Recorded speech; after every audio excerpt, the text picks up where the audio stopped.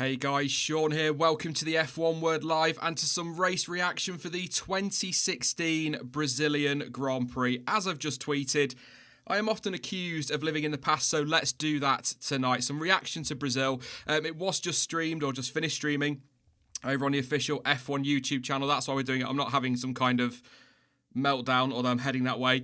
This is why we're doing it. Yeah, just streamed on YouTube, and I've got to say, what a race. I had forgotten just how good that Grand Prix was. Now, part of that will be because it was a bloody good Grand Prix, and the other part of that is because we've not had F1 since December. It's painful. It's very, very painful. But before we go any further, I'm going to be joined by Dan, by the way, very, very shortly. No structure to this like we'd normally do in the normal reactions. We're just going to sit and natter for a bit with you guys. We'll take some questions later as well. But let's kick off. Going to go into 2016 mode before the channel even existed as well. And there you go. Let's have a look at the race results. Lewis Hamilton, victory for Mercedes ahead of Nico Rosberg. 11.4 seconds a gap, and the title is going down to the wire in Abu Dhabi. Ooh, I wonder what's going to happen. Max Verstappen in third place, 21 seconds back. Fastest lap and driver of the day. Absolutely stunning drive. We'll talk about him in a moment. Sergio Perez in fourth place. Sebastian Vettel, fifth place for Ferrari. Rough old day for them. Sixth for Carlos Sainz. Seventh for Nico Hulkenberg. Was looking better but had his issues. Daniel Ricciardo in eighth for Red Bull. Get that right, Sean. Felipe Massa or Nazar. I always call him Nazar, but commentary were calling him Nasser. I don't know. For Sauber, ninth place. And crucially, ninth place. Those points could be absolutely huge for that team in their battle with Manor. 10th place for Fernando Alonso, McLaren and Honda. Valtteri Bottas 11th for Williams. Esteban Ocon 12th for Manor. 13th for Fiat, in the second Toro Rosso. 14th for Kevin Magnussen in the Renault. Pascal Wehrlein 15th for Manor. And then we've got Jenson Button bringing up the field in 16th place for McLaren. Not a good race for him. Retirements list. Esteban Gutierrez. Felipe Massa in his final race. Emotional. Jolyon Palmer, he was also retiring from the race in suspicious circumstances initially, but did actually hit the back of Daniel Kvyat. Kimi Raikkonen, he retired after a nasty accident. Talk about that in a bit. Marcus Ericsson also retired. King Marcus of Ericsson, I should say. And Romain Grosjean, oh boy, am I going to enjoy this bit. Romain Grosjean also retiring from the race after crashing on his way to the grid. This feels like the perfect time to say a very good afternoon or a good evening to Dan. Hello, mate. Good evening, mate. How are you? I'm all right. I've been looking forward to that all day. I'm not going to lie. I wasn't. I'm glad they didn't show it. Yeah, that was a bit embarrassing for old Roman. I'm sure we'll talk about him shortly. We often tend to end up there at some point, don't we? So we may as well. How are you doing? I think it's the first thing to say before we talk about the race. Are you coping all right? Just about. I mean, I imagine if we were doing this a month later, I'd probably be a bit more delirious without F1. But it's nice that we're getting a few bits finally trickling through the pipelines, and it's nice that F1 actually decided to put this on today. And like you just said, what a race they chose to put on. Yeah, a corker. And I tell you, you could tell how desperate people are for F1. More than 100,000 people consecutively watching that race on YouTube. Also shows what they could do if they had the guts or had the ability, I suppose, is the point, to put race on YouTube. But let's not look into the future, Dan. We need to look into the past. 2016, massively awesome race in Brazil that we've just watched. I forgot how good that was. I said it at the start. Epic. And we've got a title fight still on to Abu Dhabi. Rosberg looking good, but game on. 12 points between them. Exactly. I mean, you said it a minute ago. We both weren't doing YouTube while this race was on, but my goodness, what an awesome time this was watching Formula One, especially because Rosberg had a few okay seasons, but Hamilton was definitely the better of the two. And I'm sure there's going to be people in the chat talking all about Hamilton and his issues in Malaysia and his issues early on in the season. But Rosberg, although he didn't go fully guns blazing in this Brazilian Grand Prix, he played it pretty safe, had a slight moment. I'm sure he was a little bit nervous in that final sector. But Hamilton really was the star. And Verstappen, those two clearly comfortably destroying today. And yeah, a title hunt that went right down to the wire. And I think I really forgot how good 2016 was. I think because obviously in the Constructors' Championship, Mercedes 722 points with a race still to go. Their nearest challengers, Red Bull, 446. I think because there was such a, or there is, are we doing this pre-tense or past? I've got to do it past tense. I can't keep this up. I really, really can't. Come on, Sean, it's 2020. But they were at this point, they were dominating. They'd cruised with the Constructors' Championship. It was done and dusted. So when you look at the stats, it looks like a really rubbish year, but actually the title fight between Hamilton and Rosberg was epic. And today, or as we watched the race, of course, Lewis Hamilton saying in his post-race stuff that it was one of his easier races that he's had, and that races like Silverstone 2008 were far more difficult. So he was pretty much cruising up front, having a nice, pleasant, quiet Sunday after. I wouldn't say quiet, or a pleasant Sunday afternoon drive. Meanwhile, everything behind him is all kicking off, and you know, you look at that performance in Brazil, you look at what happens in Abu Dhabi, and then you take into account, fanboy alert, but if you take into account the bad luck earlier in the season, you could say he's quite unlucky to sort of miss out on the championship come the end of the season. But then you could also argue that Rosberg was unlucky in 2014 with his problems in Abu Dhabi. So I think going to your point, really, Dan, is what I'm doing is it's kind of, what's the phrase? 6 of one, half dozen of the other. You're gonna get bad luck some years, but that's going to play to your advantage another year. It's just the way it works in Formula One. So unlucky for Lewis in 2016, but he went into that final race with a chance to take the title. Obviously, we know what happened in Abu Dhabi. One of the most tense races I've ever seen, and I'm not particularly a huge fan of either driver. So I don't know how I can kind of understand why Nico Rosberg decided to bog off at the end of the year, to be honest, because if I couldn't handle watching that, I can't imagine how he handled driving. And actually on Rosberg, Rob in chat said just before we went live, I don't know if it's a true story or whether that's just Rob's opinion or what he felt at the time, but he was saying how that could have been in that cool-down room, Rosberg deciding he's going to retire because he's just seen Max Verstappen drive like he doesn't care that it's wet, while Nico Rosberg's been quite nervy in that car. I mean, he drove well, Rosberg, but a long way off his teammate. Could that have been a deciding factor? Oh, that's juicy. Oh, yeah, tinfoil hat time already. Yeah, that's not a. I mean, it's difficult to tell. Obviously, he had a championship on the line, and he was comfortably ahead of Hamilton. So I remember at the time, Rosberg was always saying he's taking it race by race, but just making sure he gets the maximum points. So I feel he was going to be a little bit cautious anyway. But yeah, it's not a bad point, and I think, especially for drivers like Massa as well. I mean, we know that wasn't actually his final race weekend, but probably. Well, sorry, you're ruining spoilers, it. spoilers. But yeah, it probably went into consideration a little bit. But I'm sure they all probably didn't realise that the next fully wet race would probably be 2019. I don't think we had one in between that race and Germany last year. Not to this extent. No, we've had little bits of drizzle, haven't we, and things like that. But yeah. I'm just trying to. You might be right, Dan. Singapore right. 2017. Yeah, good shout. I don't know if that was all the way through. I think that's just at the beginning. Yeah, we've had little bits of, we've had sort of damp bits in race, haven't we, and wet starts and maybe some drizzle towards the end or midway. We've not had a start to finish wet race. Looking back to 2016, obviously what has to be remembered, and they picked up on it in the stream, obviously Martin Brundle and Crofty at the time, it was very close to, well, it was about a year after, obviously, Jules Bianchi had passed away and a couple of years after that incident in Japan. Do you think it was the right decision, now we've got all this wonderful hindsight and what we've seen since, that they did start that race behind the safety car and they did bring out that second red flag? I think so. I remember at the time being a little bit frustrated, and obviously the crowd weren't very happy. No. I think it's an understatement. But I think that's only because while you're sitting down and watching a race, you want to see some racing. But looking back on it now, knowing that we still ended up with a fantastic Grand Prix and they still were able to be as cautious as possible, yeah, I think it was the right decision. Yeah, there's a picture of Grosjean for you there, mate. Just popping up on screen. Thank you. His car being taken away. It's difficult because I think I've kept saying this. I started this channel June 2017, so this is just before I decided to go for it with YouTube. But I remember saying to my other half, it was before the Brazilian Grand Prix, I said, if Rosberg wins this title, he will retire. And I do wonder about things like, you know, how much that played on his mind in Brazil, like I've already talked about. And if that's playing on his mind, the FIA have got to be careful as well, haven't they? They can't go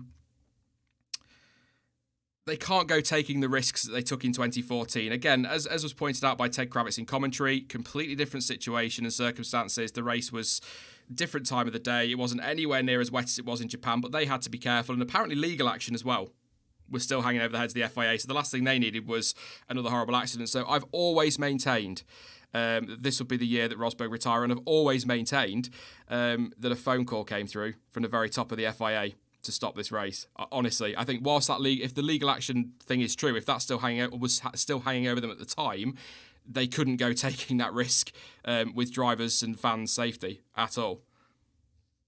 Yeah, definitely. Because especially that red flag halfway through the Grand Prix, I think a lot of people were expecting to go racing again. So something seemed a little bit off there. But yeah, it was ultimately the right decision. We saw plenty of safety cars as well. I mean, especially in the first half of the Grand Prix, was there 5 in total for the entire race? So they definitely erred on the side of caution. And it was a very wet race. This wasn't slight drizzle. Hamilton and Rosberg were on the wets the entire Grand Prix. So, yeah, ultimately the right decision. And I think, especially when we look back to 2019 Germany, where they started the race behind the safety car but still did the standing start, it's nice to see that they're still trying to make it as best for the fans as possible. But ultimately, safety does come first. I know I just say to chat, I know when we do these race reactions, usually we're working on hindsight, but we're working on a lot of hindsight here. So it's very easy for us to sit here on a Saturday afternoon, 4 years down the line, saying, well, they should have done this and they shouldn't do that. So I'm just saying that now. We know that one. But should we talk about him? Mr. Verstappen. I mean, at the time, drive of his career, could you argue, still drive of his career? Honestly, I knew that he'd had a good day in Brazil. I knew he'd driven really well. I can remember sort of bits and bobs of it. I just didn't realise how incredible he drove that day. I mean, you know, the risks he was taking, the fact he was under the safety car planning what moves he was going to make and when, round the outside on the wet bits of the track, right round the outside of Rosberg. Some incredibly aggressive moves, the save of the century as well. I mean, was that the race that Max Verstappen kind of grew up? Was that the moment you looked at him and went, this kid's special? Or did you think that before, Dan? Ooh. I think the year before when he was in Toro Rosso, I think I was a bit harsh on him. I thought he was good, but I still wasn't convinced just yet he was going to be that world championship material. When he jumped into the Red Bull and won his first Grand Prix, I think for me that was the first sign I thought, yeah, this guy's pretty good. And then Brazil. Oh my god, it was just disgusting. It's too good. That's one of the best driving performances I've ever witnessed in Formula One. And Hamilton was solid as well. Don't get me wrong, he led every single lap, and despite 5 safety cars, was still over 10 seconds in the lead come the checkered flag. But Verstappen, I think Brundle said it in commentary, it looked like he was a good 20 miles an hour faster than every other Yeah. car, even his teammate. I mean, like you say, that move on Rosberg sticks in my mind as one of the greatest, but on Ricciardo as well, who was in the same car, and Ricciardo, who at the time, although Verstappen did the first 5 races in Toro Rosso, Ricciardo was comfortably third in the standings, and Verstappen made it look so easy. And I think he was outside the point with 10 laps to go. Oh, it was just too good. It really was. And like you, I remember it being good, but watching it again, Yeah. fair play. That was just next level. I was on the edge of my seat. I knew what happened. I knew the result, but it was kind of like can you remember the one they did? I think it was last year when they did Brazil 2008. Yes. You knew what happened, but you were still right on the edge of your seat and getting really excited for every single move. And I'm with you. It was disgusting, and I'm kind of sat here like, all right, Max, that'll do now. Come on, that's too much. Don't show everyone else up. It was incredible. That move on Rosberg was possibly, I mean, that and his move around the outside. I think it was Blanchimont in the Toro Rosso. That was pretty special as well. But that was in the dry. I mean, that on the outside of a championship contender was absolutely incredible. I mean, I've got to ask the question, really. The move on Vettel. Vettel, obviously, he pushed me off. Seb Vettel, who, 5 laps previous or whatever, pushed Alonso off the track, but whatever. He pushed me off. That was a fair move, wasn't it? Was that Seb just getting a bit grumpy in his old age? Bless him. It was definitely on the edge, but yeah, I think it was fair. I mean, we saw a move, I think it was Hulkenberg on Ocon, which looked a little bit on the edge as well. But I think the two commentators said it beautifully. The conditions, it was so hard to see anyway. That move, yes, I think Verstappen tried his luck a little bit, but yeah, Seb also was giving it as good as he got during that Grand Prix. Just, I know. Look, I start off with a fanboy comment on Hamilton, and now starting on Verstappen. I can't get over that drive. Again, you remember things, don't you, when you think back to races? But it's not till you watch them back that you realise just how special certain drives were. That was, I mean, like you say, there have been moments in the past before that where you're sort of going, yeah, he's a good talent, he's going to do well. That drive for me was the moment where I just thought, yeah, this kid's a world champion if he gets the right car. Even to be fair, even if he doesn't get the right car, the Red Bull wasn't exactly amazing in 2019 at times, was it? But he was not a million miles away, really, given where he's been in the past in the championship fights. I thought he might take the fight for the title after the summer break, but obviously never happened. But yeah, I was impressed with Max. Worthy of driver of the day, do you reckon, Dan? Or do you think maybe it should have gone to Grosjean? Leave me alone. Yeah, I think, again, even though Hamilton smashed it, his first Brazilian Grand Prix victory, I think Max definitely was the standout. And actually, I think Esteban Ocon had a really good race as well. And I just completely forgot he was even in the race. So I was really impressed with him in the Manor. And it was great seeing that team back on the grid. But yeah, Verstappen, driver of the day. Yeah, the Hamilton thing, was it the 44th Brazilian Grand Prix and he won it? So that's 44 for 44. He keeps doing that, Lewis, doesn't he? These little things like that. It's like it's all rigged. It's all rigged, mate. That's all it is. It's terrible. But yeah, a great drive from Verstappen, and actually from the top three. I think even though Rosberg, he was never the best in the wet, was he? Really, when you compared him to his teammate. But I think the top three both drove very, very well. Another driver who drove very, very well was Sergio Perez. Probably unlucky not to end up on the podium. Actually, It's funny, isn't it? It was 4 years ago, and I'm going to give you exactly the same line that I probably gave in every race reaction last year. Perez did what Perez does. He kept his nose clean, picked up the points, and got on with it. I mean, nearly nicked a podium as well. That guy's a good driver. He's such a good driver, and I swear to you, if he was in a decent car, maybe not title challenger, but he would be regular podium visitor. If he can do that in, all right, a good Force India at the time, what could he do in a properly decent car? Yeah, I mean, actually, him and Hulkenberg were having a really strong start to the race, and when Hulkenberg had his issues, Perez, like you say, he's just so consistent, and kind of just leaning off what you just said there. It would be great to see him in a top car, and without bringing it up too much, I'm a little bit. That's one of the stories that I would have loved to have seen this season, and I'm hoping that we still do get to see it at some point because it was looking like finally he might have a car that, all right, it's not going to be winning races, but maybe a couple of podiums. And I hope as well for next year and future seasons, whenever Aston Martin actually come into F1, I'd like to see them keep Perez and hopefully give him some kind of championship winning car. I don't think he's the best, but definitely I think he's proved that he can boss that midfield. When a job's needed to be done, he can do it. And he's proved that he's a solid driver. Absolutely, mate. Absolutely. And I'm glad you brought up Hulkenberg. Annette pointed out in chat earlier, I nearly tweeted, but I thought, no, I can't do that to him. But there was a moment in commentary where he was running in about fourth place, I think, and then got that puncture after the safety car, so really unlucky to end up with that. Had to pit, and that dropped him back to the field. And Crofty was like, "Oh, do you know, one of these days, Nico Hulkenberg is going to finish somewhere near a podium," and I'm sat here like, "Oh, hold that thought, mate." Yeah, you forget how long it was, don't you? Really, for Hulkenberg, how far he goes back into F1 and no podium. But I think that kind of backs up what I keep saying, that Nico Hulkenberg was never, ever, ever destined to get a podium. If you want to talk destiny, I don't necessarily believe in that. A lot of people will, a lot of people won't. But it just always felt like every time he got himself, you look at Germany last year, every time he got himself so close, within touching distance of that podium, either he made a mistake or something went wrong. And this goes back to at least 2016 now, confirmed, because we saw that in the stream today. Could go back even further. He was just never going to get a podium, was he? So somebody somewhere had decided that Nico Hulkenberg would never stand on an F1 podium. Are you probably accusing... Nico Hulkenberg?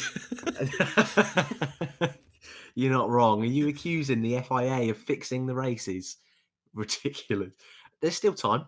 he can come back. He can still do it. I like Nico. He was just so unlucky in so many races. And like you say, this race, he wasn't that bad at all. He really wasn't, but it just never went his way. And in Brazil as well, so many times in Brazil, he had such great Grand Prix, but one tiny little mistake, some tiny little thing to go wrong. Oh, bless him. Yeah, I hope he comes back and proves it wrong. Just bad luck, wasn't it? If anyone on that track was going to get a puncture in that position, it was Nico Hulkenberg. It Definitely. was just always Yeah. going to happen, wasn't it? We kind of knew it. Also, Carlos Sainz as well drove really, really well. I forgot how many good races. I actually went onto Wikipedia afterwards, had a quick look. How many good races he had in that Toro Rosso? I just seem to have forgotten about them. There are a number of drivers. You've mentioned Ocon. Forgot he was around then. I've kind of did a double take when I was doing the results table. But drivers like Sainz and who else did I mention a bit ago? I can't remember who it was now, but somebody else who or Perez, you forget about how many good races they've actually had in their career. And Sainz was a talent during his Toro Rosso days. Maybe he was a little bit unlucky that he was at Toro Rosso at the same time as Verstappen, because he probably, if Max had come in a year or two later, we'd probably be talking about Sainz in that Brazilian Grand Prix alongside Ricciardo or even alongside Verstappen. Who knows? I like Carlos a lot. I'm not just saying that because I'm his new top fan after last year. Yeah, I agree. I mean, ironically, we didn't see a lot of him on the TV. They've always been doing that to Carlos, apparently, since day one.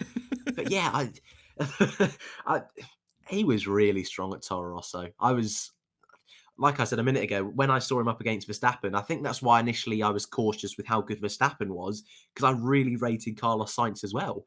And this was the season where obviously Kvyat got dropped and he had his issues.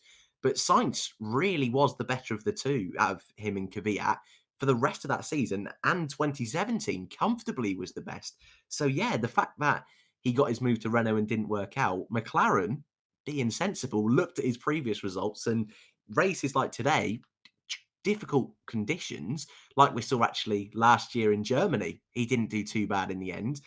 Science really is a talent, and I still think he's a little bit underrated. I've got to give you some advice. Okay, I've go got on. to, mate. Never say you rate a driver. It'll be if you do, it will Well, live with you throughout your entire YouTube days, and you'll practically have to marry the guy. Good well, stuff. Grosjean's pretty good, and I never hear the end of that. That's true. That's very, very true. Stoffel Van Dorn, of course, who I believe scored a point in 2016, despite only taking point in one race. What trash he was. Hmm. Anyway, who had? Where are we at? Who had 29 minutes before Sean mentioned Van Dorn? Not bad at all. Not bad at all. Ferrari, not a great day, was it? In the end, Vettel had a bit of a moment, a terrifying moment, actually. I was with Martin Brundle, not looking at the screen, even though I knew he was fine. Lost it coming out of the not Jung Chao or however you say it. I can never say that corner name. That's pretty good. That'll do. It'll do. Not quite out there, but the corner just after that kind of lost it with a bit of aquaplaning, facing the wrong way. That was a terrifying moment. I can't actually remember like watching that live properly back in 2016 and just been like, oh, no, just waiting for him to spin that round and somebody to go bang straight into him. But yeah, not a good day for Ferrari. Obviously, Kimi Raikkonen, probably an even scarier accident. At the safety car restart as well, just came out that final corner, didn't it? A little kink, and then car just got away from a bit of a wobble and in the wall, back across the track, nearly collected by 2 or 3 cars. That could have been a huge accident. So you can kind of, going back to what we said earlier, actually, you could kind of maybe understand why the FIA were being so cautious, because that could have been horrific, frankly. Yeah, I mean, they weren't having a good season anyway, No, if I remember rightly. I'm not even sure if did they win that I can tell season? you, mate. I can tell you. Oh, go on. You keep talking because I've got to do 3 Okay. things at once. Sorry. But yeah, they weren't having a good season anyway. And to have 2 incidents, like you say, really sketchy. That was right on the edge. And Raikkonen, how he didn't flip back onto the circuit and hit someone, I don't know. And through all the spray as well. That was right at the safety car restart. But that's when it was really treacherous, wet conditions. So yeah, some really dodgy ones. And like you say, a little bit earlier on about Rosberg maybe too much, to be honest. No wins for Ferrari in 2016. You are right, Dan. Well done. Have a gold star. How did I not know Cheers, that man. off the top of my head? Wow, and we thought last year was bad. God. That puts it into perspective. But yeah, just a miserable day for a miserable season for Ferrari. It got better in 2017, though, didn't it? Because obviously Seb sort of challenged for the title. Good start to the year, and it all kind of fell away after the summer, didn't it? But yeah. Wow, no wins. That's surprising. Why has that surprised me? Because they've won just about every other year. That's probably why. But yeah, there we go. No wins for Ferrari in 2016. Don't really know what to say about them other than I think Kimi very lucky. That could have been very, very nasty. Obviously, again, we're working with hindsight. We know that he was absolutely fine, but it doesn't stop you cringing when you're watching cars cutting back across the track like that. I don't know about you, Dan, but again, you know what's happening, but you're kind of like, oh, just be careful. Waiting for somebody to see. But Hulkenberg did hit his front wing, though, didn't he? So that all got a little bit. That could have been quite nasty as well. But yeah, not great for old Ferrari. Danny Rick, kind of a bit unlucky, I guess, is what I'd say. Down in 8th place. Pitted just as a pit lane entry was closed because of Marcus Ericsson, King Marcus of Ericsson's crash. That obviously put him a 5-second penalty. That put him back through the field. But he was quick as well with Max towards the end. Verstappen was on another level, so I don't think anybody was going to match him today, not even his teammate. But still a good drive from Ricciardo to get back up to 8th place. But yeah, I think unlucky, but right call from the stewards. If the pit lane entry is closed, then you're going to get a penalty if you come in the pits. It's as simple as that one, really. But he did, he eventually got to grips with the outside line as well, like Max Verstappen was trying at turn 3 and other places around the track. So good drive from Danny Rick. But how critical, Dan, are those 2 points? Well, we know for Felipe Massa, they were absolutely huge. I can't remember if it's that year. It might have been going back to the Caterham days, but I seem to recall there was a lot of talk about whichever one out of Manor and Sauber had lost out for that 10th place would have gone under. And of course, as we know, Manor went under, didn't they? Sauber in a mess as well at the time. So them 2 points for NASA saved Sauber, and then the poor guy got the boot at the end of the season, didn't it? It's like, thanks very much, mate. Off you go. You've done your bit. But really good drive. I know looked in with some of the chaos, but really good drive for 9th place and critical for Sauber. Where would we be now? Yeah, I mean, the year after they didn't have a great season, and they were kind of lucky that Alfa Romeo came in and sorted them out. But yeah, I'm still not sure how I pronounce his name either, Nazar or NASA. But that was a huge result for the team. And although he didn't get to keep his seat, that was so massive for them. And you look at the race itself, he was one of the very few drivers that, and he might have made a mistake and we didn't see it, but pretty much had a clean race all day long. The team got the calls right. And sometimes you need that little bit of luck in Formula One, but he kept it between the white lines. As far as I'm aware, had no spins. And ultimately, that saved the Formula One team. And that's why sometimes when we talk about 1 point, that can have such a huge knock-on effect. It's weird at the moment. If there are any like new F1 fans tuning into this who watch this today, at the moment, if a team finishes 10th, they still get the payout because it's the top 10 in the championship that gets prize money. So everybody, if we get a season, everybody this year will get a prize money payout because it's the top 10. Whereas obviously any more than that, it's nothing for 11th below. So it turned out that because Sauber had beat Manor, that 30 or 40 million dollars, something like that, was the reason that because Manor missed out on that, they ended up collapsing and leaving Formula One. And out of all of the new teams that came in 2010, that is the team I missed the most. And I'd probably argue it's one of the teams I missed the most. They were the underdogs. They gave Jules Bianchi his chance. Obviously, if you've been following the channel for a while, you know I was a bit of a fanboy. Or that was going to be the one that was going to be the fanboy. I just felt it coming. But yeah, they gave him his chance. Some great, well, not great, but good drivers came through their ranks. Wehrlein was given his chance. Ocon, we still talk about them now, about possible F1 seats. So that's a team I really bloody miss, is Manor. They're underdogs. And I think a lot of people root for underdogs, but I wouldn't want Sauber to go under either, but I kind of wish Manor had got the 10th place because I think Sauber would have been... I feel like if any team was going to get bailed out of the two, it was going to be Sauber. Maybe Ferrari popping a bit more money in, as they did, of course, or the company did with Alfa Romeo. So I just... Yeah, I wish Mercedes had bought Manor as their B team. Kind of like a Toro Rosso. I think that would have been perfect.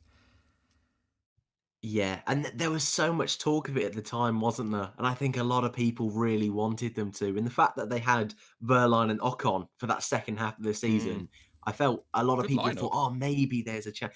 A really strong lineup, yeah.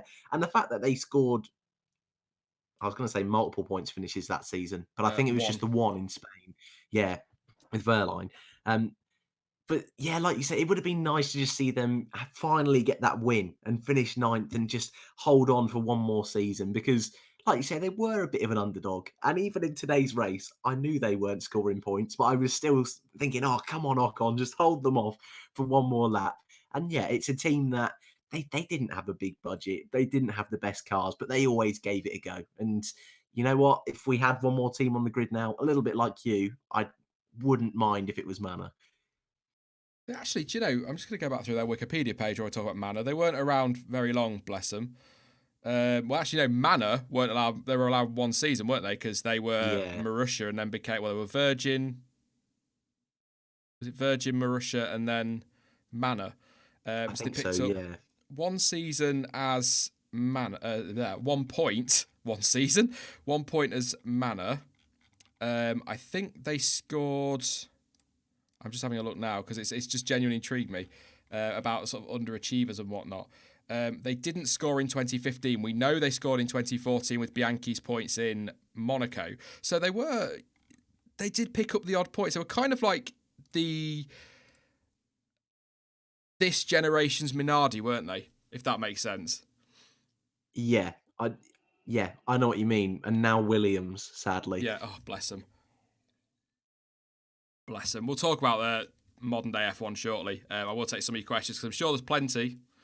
Uh, I know what they're going to be about as well. It's about the only thing that we talk about at the moment, understandably, of course. Who else should we talk about, Dan? Felipe Massa. Sad face on. Even though you knew what happened, Dan, you know, a few weeks later, was there a little tear in your eye watching all that again? I can't lie, there was for me. Yeah, and what was worse as well is I was waiting for it to happen because Yeah. I didn't think it happened so late on, and I was thinking, "Oh," because I was trying to work out as it was going on, I was thinking, "Oh, what's next? What haven't we seen?" I thought, "Oh, no, the Massa. Oh, no," and it seems to go on for so long while he's walking up the pit lane. Oh, that is a real feels moment in Formula One, that is. And I mean, it's slightly disappointing that we know he comes back, but still, yeah, that moment it's an emotional one. That's for sure. Yeah, it's not just obviously his wife and his son. That was quite emotional.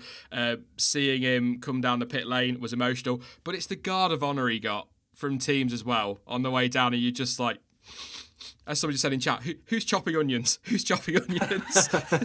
What I mean, look, you know, he's gone. That's it, Massa. He's left Formula One. What he could really do with Dan, what he could really do, mate, is with a driver, say, I don't know, hypothetically speaking, Nico Rosberg, to retire, and then let's say, I don't know, Bottas go to Mercedes, and then maybe a seat will open up at Williams and he'll stick around to help them with the 2017 regulations.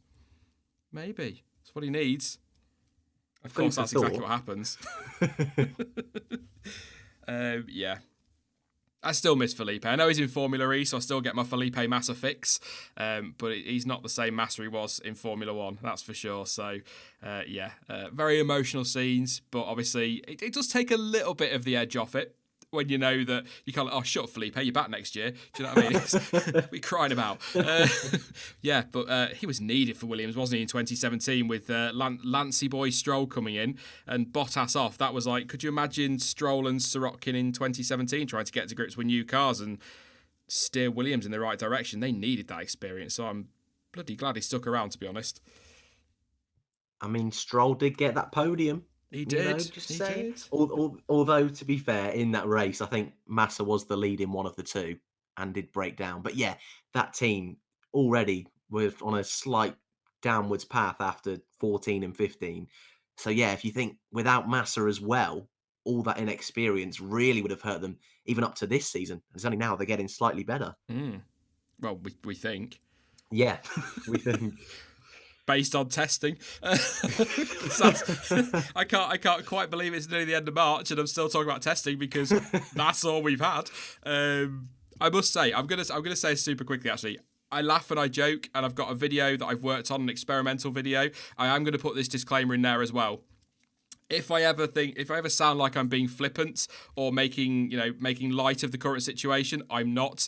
It's just how I deal with things. And also stuff like this intrigues me, looking back to the past and looking at, experimenting with different situations as well. I'm sad like that. I'm really, really sad like that. But I love going back and watching classic races. And I really hope, Dan, we're going to get some more of these from F1 over the coming weeks. I know we've got the virtual stuff coming up, which will be fine. I'm not a huge esports follower, but I'm going to watch them because it'll do. It'll bloody do.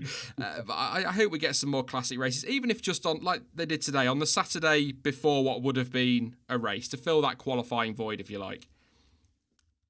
Yeah, it would be nice. And considering they've done a couple in the past and the fact that they've got F1 TV, I feel it's pretty straightforward to do. I mean, it's probably something really complex I'm not aware about, but yeah, it would be quite nice. And like you said earlier, they just seem to be not bad, so there's an incentive for them.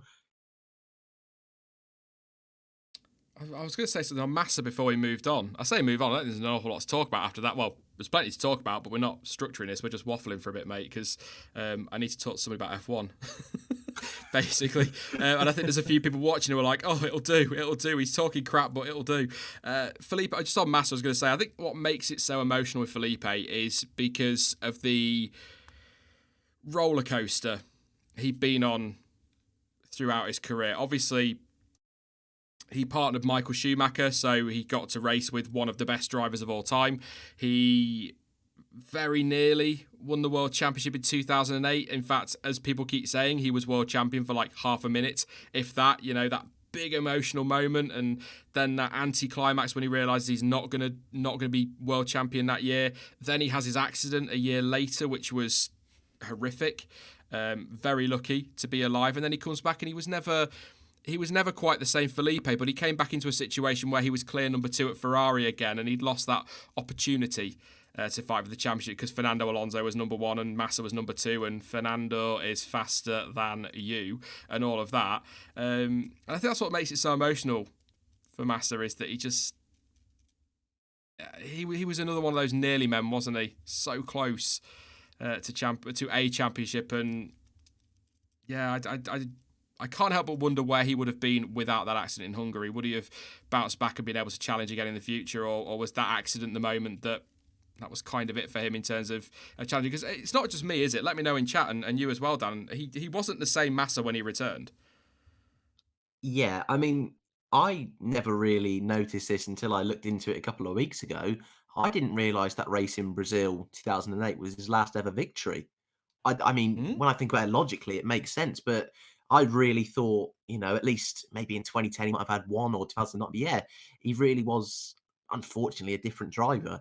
And I think what makes it a little bit worse, I think of a lot of new fans today would have seen a completely different side of Felipe Massa that we saw in the 2000s, and especially 2007 and 2008, which is a real shame because he did have that speed and he was almost world champion, not through luck either. It was on merit. He was up against Hamilton. His teammate was Kimi Raikkonen. So yeah, I think definitely he's, of what I know, he seems like a really nice guy, and he's one of those drivers that I think deserves a little bit more credit for what he did in Formula One. I've just had to double check that. I believe you, mate, but yeah, did last win 2008. That makes that even sadder then, doesn't it? That was his last one, I guess. Oh, thanks, mate. Sorry. Came here to be cheered up. Yeah. What I'm trying to look through this order now. Couple of incidents from the race, I guess, worth mentioning. Marcus Ericsson, he had a crash, quite a hefty one actually, to be honest, on the way up the hill. Never nice to crash up there. Very nearly got hit by, was it Ocon? Possibly, I think. And then obviously that was what resulted in Daniel Ricciardo pitting when the pit entry was closed, and that gave him his penalty. We've already talked about Grosjean. I'll not do it again, mate, don't worry. We've done Raikkonen's crash. Palmer, that incident with Kvyat was a bit of an odd one, wasn't it? I think just a visibility thing. He just hit the back of Kvyat and then kind of got sucked into the side of him as part of that accident, and that was the end of his race. I don't think... It's very difficult when you look at the conditions like that to say that driver deserves a penalty for that incident, because there's just so many variables, isn't there? The visibility, the lack of grip as well. So I don't think Palmer takes too much blame for that, but perhaps not his finest moment. Then again, like I say, visibility. He didn't see the car till last minute, what he's supposed to do. Yeah, I mean, poor old Jolien. He wasn't the best, bless him. But I forgot about him. I don't. I mean, yeah, I can't disagree. He was one of those names that I thought, oh, Barber's in this race. Oh, that's cool.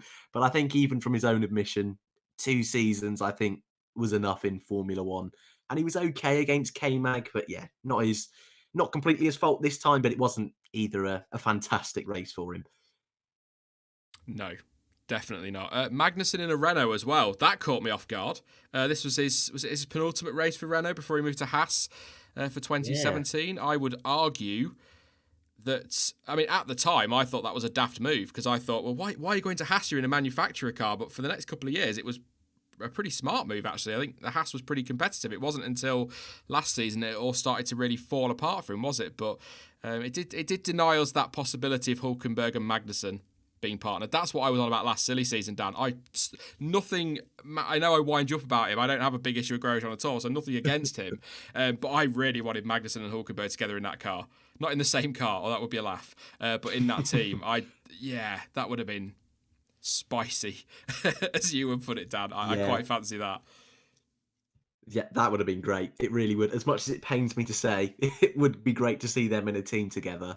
And I'm sure, that comment, I won't repeat it, but I'm sure that comment is probably the peak of their rivalry. But it's nice little rivalries like that. And I feel it's one of those things that we maybe miss a little bit in modern F1. But those two as in a team would have been great. Obviously, Jenson Button, it was his penultimate race in his last full season, but he did race in Monaco, didn't he? The following year to fill in for Alonso. So it was his third to last race in F1, technically. I'd argue not his best. I think that's fair to say. What was he? A minute and 20 off the lead, pitted around 934 times. Couldn't get his tyres right at all. The car was awful. He was saying the issues I had in qualifying with it carried over, couldn't get used to it. The wets didn't work. The inters didn't work. Yeah. What can I say? But he is a driver I miss as well, JB, just for the personality. He was one of those. Yeah, and what makes it a little bit worse as well, I'm pretty sure this is right. Even though it was such an awful Grand Prix, I'm pretty sure that was the last time he ever finished a race as well, which is quite sick. I think in Abu Dhabi, he broke his maybe suspension, and I think in Monaco, he decided to flip over Pascal Wehrlein, so a worse day. Yeah, and the last time he saw the checkered flag. Yeah. Dan pulling out the stats tonight. Look at that. Yeah, you were right, Dan. Nothing else to do at the moment. I just sit and read Wikipedia. Pretty much.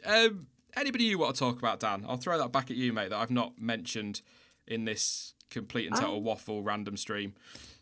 Yeah, no one really sticking out to me. I mean, Gutierrez and Steiner, their little moment was quite good to see. Gutierrez, who I think, if I remember rightly, wasn't driving brilliant in that car that year and was a bit angry he lost his seat, although Magnussen is definitely the better driver. And yeah, that I completely do not remember Steiner having to pull him back. That was great. If Netflix had been around back then, that would have been incredible. I was just going to say, and that's before we knew what Steiner's temper was like. So we see that now, and you know that doors got smashed. You know that happened behind the scenes, and Esteban Gutierrez putting his life on the line to stand up to Gunther Steiner. I mean, wow! But I completely agree with you. I'd Grosjean and Magnussen over Gutierrez any day. That is how desperate I am for F1 to get back. I'm supporting Grosjean. Help me, people. Help me. But yeah, that was tasty. It was a tasty moment. I'd love to know what was said. But I know Gutierrez, like you said, pretty grumpy about being dropped, felt that he was the driver that should have been kept on. But nah, I never rated the guy. Seemed like a pretty decent guy, and a good driver, but I just never rated him particularly highly, if I'm being honest.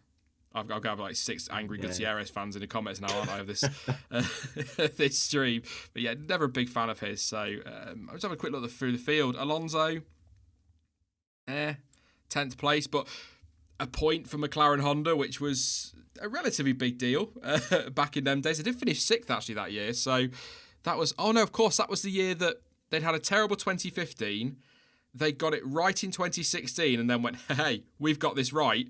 Let's reinvent the engine and completely cock it up again for 2017. Yeah. I don't know what. There's nobody else to talk about, really. We've talked about Wehrlein, Button, Magnussen, most of the field. So I guess, Dan, I'll throw it at you, and chat can answer as well. Don't pick Verstappen. Other than Verstappen, who was your driver of the day? Because let's face it, Verstappen was driver of the day. But yeah, I'd love to do a classic race where Grosjean just has an absolute blast, but I can't vote Grosjean this time, sadly. he didn't race. I think Hamilton. I think Hamilton. I think, again, 5 safety cars and to still win by the margin he did. And yes, he didn't stop for tyres, but didn't put a foot wrong that weekend. And especially looking at last season, 2019 now, the fact he didn't get a single one, I feel performances like he did in Brazil 2016 kind of go under the radar a little bit. But for me, it would be between, obviously, excluding Verstappen, Hamilton and Ocon. I do look at the chatter net. I'm just not saying it. Does a wink, even though I don't have a camera, so you couldn't see that. So I've just winked at my microphone. Hey. Yeah, well, if you're going to pick Hamilton, then I'll pick Sainz in the Toro Rosso. Although I think if you're talking about important drives, probably Nasser's was pretty important. Yeah. But yeah, I'm going to go with Sainz. Perez deserves a nod as well, but if you've gone Hamilton, I'll go Sainz. I'll have a look at what the chat say. We'll take some questions as well shortly. See what we've got going on in here. I'm not saying it. See, drivers of the day. Daniel Philpott went with Grosjean. Of course he did. That's why he's here. I think if you're called Daniel, you like Grosjean. It's as simple as that. Yeah. Stein, is it? Says Hamilton. Sainz from Adam. Verstappen, obviously, from Sen. Charlotte Taylor says Perez. Good shout from Charlotte. Francisco says Felipe Massa. I am saying Massa, but it dawned on me why I say Massa. Because at the time we had Felipe Massa and people were saying Felipe Nasser, and it just, in the end, I was just like, I'm just going with Nasser. So there we go. Sensible. It's a wise move. Hamilton for Panos. Ujo says Sainz. Massa. If not Hamilton, Perez. That's from Freeze. Nasser for his points. Hamilton definitely says Umar and cars. Riziki says the same. I've already read that one. I'm reading it again. Grosjean driver of the day. So there you go, Dan. Somebody picked him other than a Daniel. Well, his name could be Daniel. That might be his screen name. But yeah, a lot of love there for Lewis Hamilton, as you would expect in this situation. Anyway, he doesn't get a lot of love outside of his fan base generally, but he did. It was a pretty comfortable drive, wasn't it, when you consider everything that went on and the fact he was 11.5 seconds up the road despite 300 safety cars, 82 red flags and all of that business. So, yeah, I think deserves it. I've got to say Sainz, though. He's one of those drivers I just have to say Sainz for driver of the day for a while now because I was so mean to him last winter. So Sainz, even if he crashes out on the way to the grid, Sainz, driver of the day. Done and dusted. We'll take some of your questions, definitely. They don't have to be 2016 related. You can do 2016 related questions if you want, and we'll try and answer them pretending that we're there and that we're in some kind of crazy time machine. That'll be fine, but yeah, I don't know. Ocon is the most overrated driver in F1 currently, says Sen. Is he? I can't even remember who's on the 2020 grid. I'm just trying to pretend. I'm pretty sure I'm not alone on the planet when I say this. I am trying to pretend that this year does not exist in any way, shape or form. I'm quite happy to go to bed and just wake up next year, to be honest. Just kind of given up on this year. That's not a bad idea. I don't think Ocon's the most overrated driver. I think. Oh, I don't know. Just looking through the drivers now.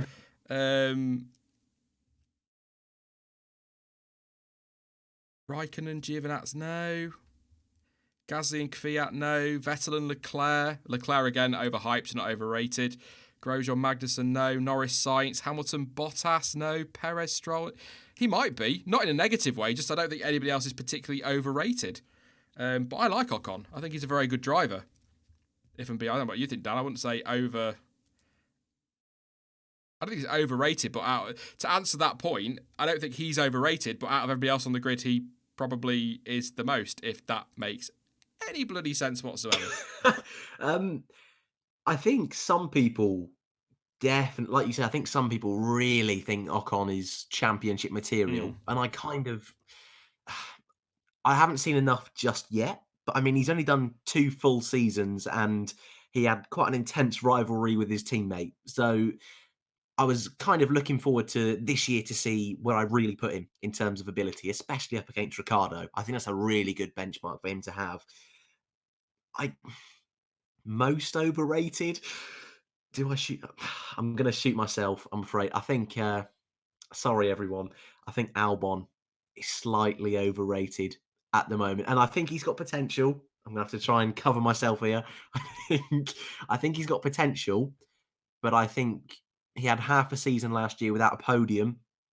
I still want to see a little bit more. I still really like Alex. Really trying hard not to wind people up. Yeah. But yeah, I think maybe Albon is a little bit. But like you, I don't think any of them are ridiculously overrated. No. But yeah, maybe Ocon. I don't know. I will throw a name out there. Bottas. No, now, ridiculous. No, what I mean is, in 2019, he had a really good year in 2019 versus how things had gone in 2018. But when I look back at last season, all he did is what he should have been doing in that Mercedes. So when people start talking about Bottas 2.0, I'm going, yeah, he's far better than he was last year. However, he should be doing that in that Mercedes. So he's not actually doing anything spectacular. So when people are like, oh, he's amazing, he's the best thing ever, and oh, he's had such a good year, he has. But I think maybe not him being overrated, but his performances last year being overrated, because you would like to think that he should have been finishing second to Lewis Hamilton at most races last season in the early stages, given that that car was the dominant car, if you like, in the early stages. I hope that comes across. Not him necessarily personally, but last year, I just think he wasn't doing anything spectacular, but people talk like he was suddenly Prost or something. I don't know, maybe going a bit far, but you know the point I'm making. Yeah, that's kind of what I mean with Albon as well. Like, I really like Alex. I think he's one of the nicest drivers. But let's say if Ricciardo went back to Red Bull, if he was in from Spa to the end of the season, I think people would be a little bit worried if he didn't score a podium. So it's a difficult one. I think, yeah, like you with Bottas. Bottas is a strong driver, but he should be scoring those results. It's always a tricky one over and underrated drivers. Yeah, I'll leave it at that before I dig myself a bigger hole.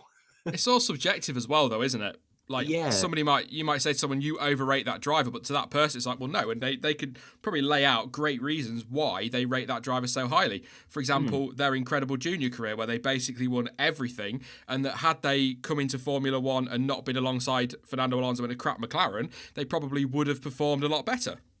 If they weren't the clear number 2 and were taking all the penalties and were... stuff. I just still gets me. I hate it when people say he's crap. He's not crap at all. I think circumstances were what cost him big time there. But anyway, let's not get onto that.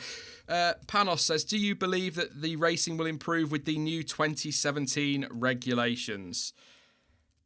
Right. How did I feel at the time? I was looking forward to the 2017 regulations because, faster, more aggressive looking cars, fatter tyres, and you go, yeah, that's what we want to see.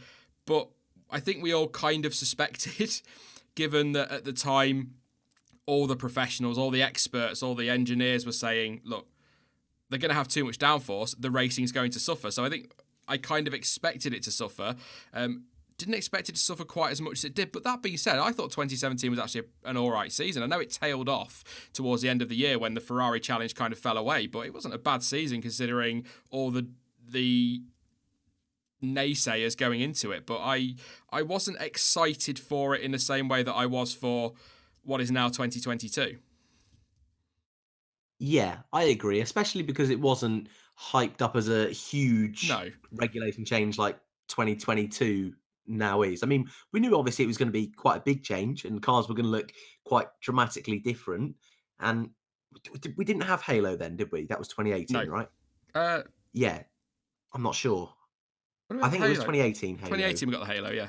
Yeah, so it was quite a big change 2017. But I think as a teenager, I thought, it's going to be much better. There's no way it can be worse. And I think coming out of that winter in 2017, when a few of the drivers were a bit nervy about overtaking, I still didn't believe them. And I think, yeah, when we got to that first race of the season, I was a bit disappointed.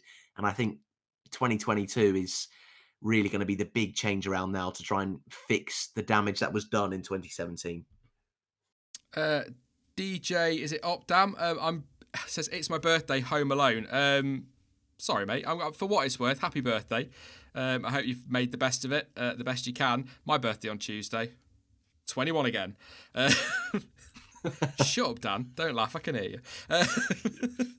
But yeah, no, happy birthday, mate, for what it's worth. It's such a crap year, isn't it? It really is. Anyway, by the way, are you struggling with the whole having to remind yourself that you have to say 2022 now and not 2021 with the new regulations? Yeah. And 2021 rolls off the tongue a hell of a lot better. I don't know if that's just me, but yeah, I keep having to think about it. And especially like little things like the McLaren and Mercedes deal, like the Aston Martin deal. I'm so confused whether that's going ahead next year or the year after. McLaren have confirmed that they're still going to be switching to Mercedes, despite obviously the car they're basically using this year, what would have been or could still be whatever this year's car next year. But despite that, they're still going to be cutting bits out of their car to squeeze a Mercedes power unit in. So I would assume the Aston Martin thing will go ahead. That's just a rebrand though, really, isn't it? So that should be okay. But they're going to have to paint the car a different colour, I hope. British Racing Green, definitely. So yeah, 2022. But if you've missed that, actually, probably quick update if you've missed that. There is a video on the channel, but regulations being pushed back to 2022 so that they can try and save money and limit the economic impact that is inevitably going to smash the sport to pieces this year in some ways and some smaller teams. I do worry about Williams. I really worry about Williams. So I hope that F1 are doing everything they can to protect teams like Williams. Under Bernie, I would be sceptical. Under Liberty, I think they will be doing so, hopefully. And also, no racing until June the 7th at the earliest, which takes me to the question that was inevitably going to come along.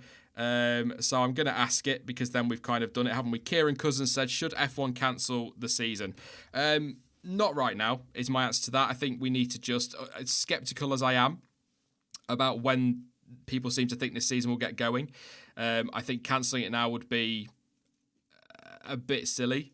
But at the same time, I wouldn't be surprised if we don't see anything this year. Right now, my gut is telling me that we won't see any racing this side of what would have been the summer break, so August. But I am clinging on to every tiny, tiny bit of hope that there is out there in the world right now that we might get racing on the 7th of June. But given that Baku, we're going to need time to build that track, and I'm kind of with Chris Medland when he says that he doesn't see a long haul back-to-back kicking off a season. It could be France before we see anything, but at the moment, I'd be surprised if we see anything this side of August. So have I just been over-sceptical, Dan? Or do you feel the same, mate? I'm in the same boat. I've got it in my head. I'm kind of thinking, although, yeah, Baku's the first race, in my head, I'm seeing Spa as the first race. And I'm pretty sure they'll try and jiggle about the calendar where they can. But just for some kind of clarity in my own head, I'm thinking, well, at least if we start at Spa, I think that gives us 9 races. So at least that's something. And I think the figure is we need 8. That's the one that's floating around on the internet. I'm not too sure if that's confirmed or not, but that's what I'm using. Awesome. So that's what I'm using in my head anyway. So if we start at Spa, great. But you know what, at this point, if we just see any racing, awesome. But I do, again, this might be a bit too optimistic, but I do think we will see at least a few races this season. I think, how would you view a world champion who won it with 8 races on the calendar? Like, would you, because, a world champion is a world champion, whether it's 8 races or 80 races, but do you think that takes some of the shine off it, given that, Hamilton and Vettel and co have all won their championships in seasons that are sort of 18, 19, 20, 21 races? If 8 races, it must take a little bit of the shine off.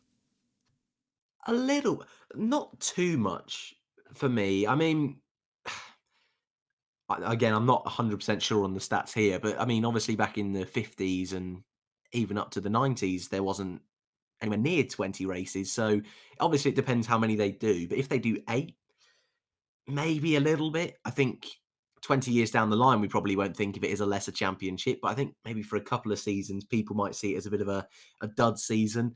And I think for Hamilton as well, if that was his 7th world title, I think it might take away the shine a little bit. So I think, yeah, in the long term, I don't think it will have much effect. But I think for a couple of years, people will think of it maybe as a bit of a dummy championship, maybe. Yeah, because I could see like Hamilton make it, if he made it number 7, having only raced in 8 or 9 races, people going, oh yeah, he might have equaled Schumacher's record, but he won his 7th in an 18 race season, and that kind of thing. And I know that, as people are saying in the chat, back in day, going back to the early days, there were only sort of 8, 9 races a season, but we're so used to these long calendars now that I think it would take the shine off. But like I say, the record books would still show 2020, such and such world champion, probably Lewis Hamilton. But yeah, so in the record books, it makes no difference. But I do wonder if, that argument will get used. You know what social media's like. Most people look at it and go, yeah, still a champion, but others will be like, oh yeah, but it's not the real one, is it? It is. But anyway, let's not get into that one. Don't forget to drop a like on the stream, by the way, as well, please. If you're watching, that'd be massively appreciated. 276, been around 300. A few more than I was expecting. I expected to be quiet because obviously I don't think anybody's really bothered at the moment about what's going on with F1. They're just waiting for the season to start. So for those who have turned out, thank you very much. It's a pleasure. I was going to say it's a Saturday night as well, but that's irrelevant now, isn't it? No one's allowed to do anything, so it's, yeah, where is everyone? Come on, get on. No, but yeah, thank you very much everyone for tuning in, and do drop a like as well, and don't forget to subscribe if you are new. We'll take a couple more questions because we don't get to talk to you as much at the moment as we usually do. A few people actually talking finale. They're talking about a 2020-2021 super season. And AJ said, do you think F1 will run the season over this year and next so we get all 22 in? There is actually a lot of talk among people and their sources that we could see this season run into January and then a couple of months off, and then we'll have the 2021 season and then a few months off ready for 2022. So we'd get kind of the start of hopefully this year's championship starts this year, and then next year the rest of it would finish in January, and then we get a new season March, April time. But I think the priority for Formula One, from what I've been reading, is to get as many races in as possible before the end of this year. Now, I don't think they'll be racing over Christmas or anything like that, but I could see us racing up until certainly the 13th of December, push Abu Dhabi back a bit. They've got the money to move stuff around and whatnot, so maybe even as far as the 20th of December. There is wiggle room. If we do get racing before August, there is what was a summer break that can be filled, so that's a 3-week gap. There are races that could be budged around. You could push, for example, it's a purpose-built track, so they might be able to push COTA and Mexico back a little bit, so you could squeeze China or Vietnam in around Japan. Can you tell this is all I've been doing for the last 2 weeks, is trying to work out a calendar? And then maybe push Abu Dhabi back to the 13th of December, maybe the 20th, and run back-to-back with Bahrain so that you can get that one back in. We know for sure Monaco is not going to be on the calendar this year at all. I believe the official line is still cancelled for Australia, although they're saying postponed. They want to try and get it in this year, but I can't see that happening. So I think we're definitely going to lose 2. If Baku doesn't go ahead on the 7th, it's a street track, I think that'll be off as well. And I do still think, actually, Dan, that there are question marks over Vietnam and whether it could be rescheduled because it uses partial public roads. And then you've got the question as well around Montreal. That's in a park. So there's a possibility that couldn't be rescheduled. So we could potentially lose a new race, a race like Canada that everybody seems to love. It's a fantastic track. And then losing classics like Monaco and Australia. So, yeah, it's a bit depressing, I guess, isn't it? But yeah, Stein just asking there, can China be rescheduled? It absolutely can. It's a purpose-built track, so they can, in fact, I think they're trying to as a priority, but the later in the year we get, the harder it is to schedule China, because I think the temperatures are pretty chilly November time over in China, so the racing wouldn't be ideal. But can you see us getting this season, if it starts, finished, or do you reckon it will roll into next year, Dan? Are they going to have to, inevitably? I think it all depends on how many races there are, obviously. Um, if we get less than 10, it wouldn't massively surprise me if they ran over to January, because obviously if we're keeping the same chassis for next year, we technically don't need to do winter testing. Mm, So that'll give the teams a little bit more time off. You're right. There are certain races that I feel, especially Albert Park, Monaco, that it's impossible to try and reschedule. Canada, yeah, also I think it could be difficult to move around. And China, I think we had that later on in the calendar in the late 2000s, didn't we? So maybe there's a bit of wiggle room there. But I personally don't see us doing it over two seasons. I think it becomes a little bit awkward. That's something I really hate about Formula E. It's something I think also WEC do it over 2 yeah, years, and I super think for season. new fans, yeah, I think for new fans that's really confusing. It makes it a bit inaccessible, and I think right now Formula One is going to be in a. Obviously, we don't know quite what's going to happen economically in the world, but it's going to be in a position where they want as many fans as possible. So I don't know. It's all ifs and buts at the moment, but I personally think we will have a 2020 season, however long, and then a 2021. I hope so. Something. Somebody asking about, where are we? I'm sure I saw it. Or I'm making it up and I just want to ask the question myself. Who knows? I am. Yeah, it was Kieran again. Would they do double header weekends, so instead of 8 races, there'll be 16? Without saying too much, from a conversation I had, we could be looking at least 3 triple headers.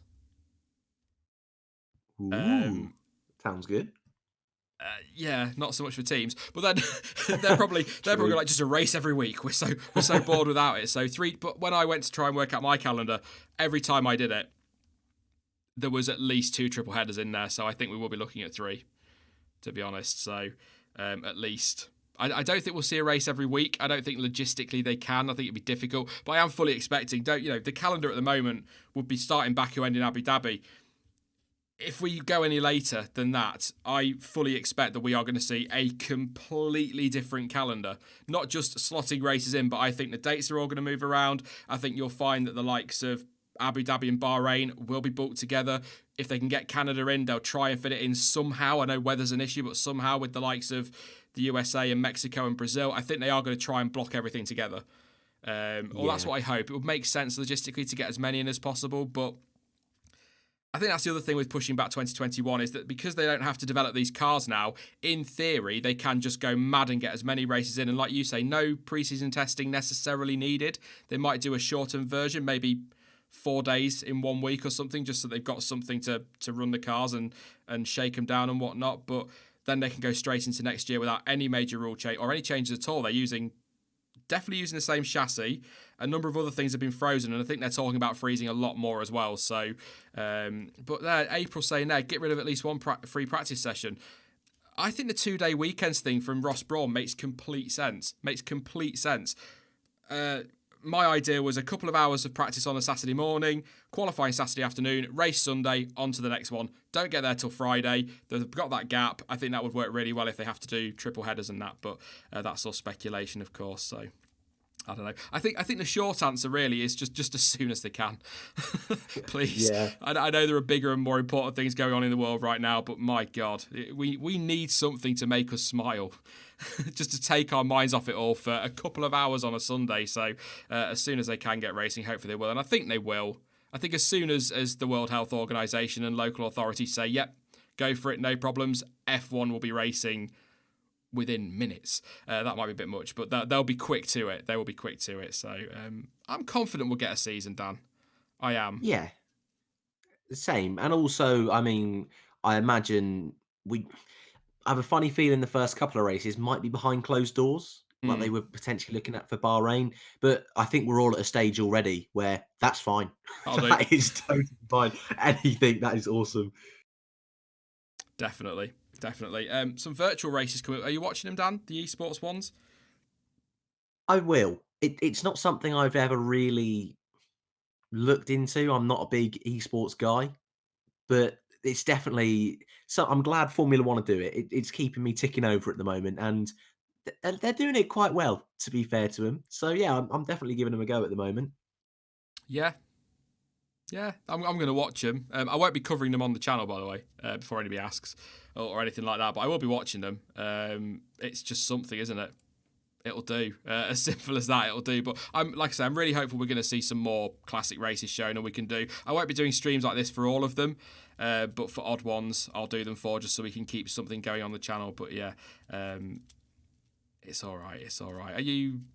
What are your plans for this year, Dan, in terms of going to races? Are you just not bothering while things are the way they are? I technically have Monza lined up and Silverstone, but who has a clue what's going to go on? So Exactly. I'm just leaving it. Yeah, I'm leaving it all up in the air at the moment. And in my head, I've kind of just assumed that I'm not going to any. But if I do, that's lovely.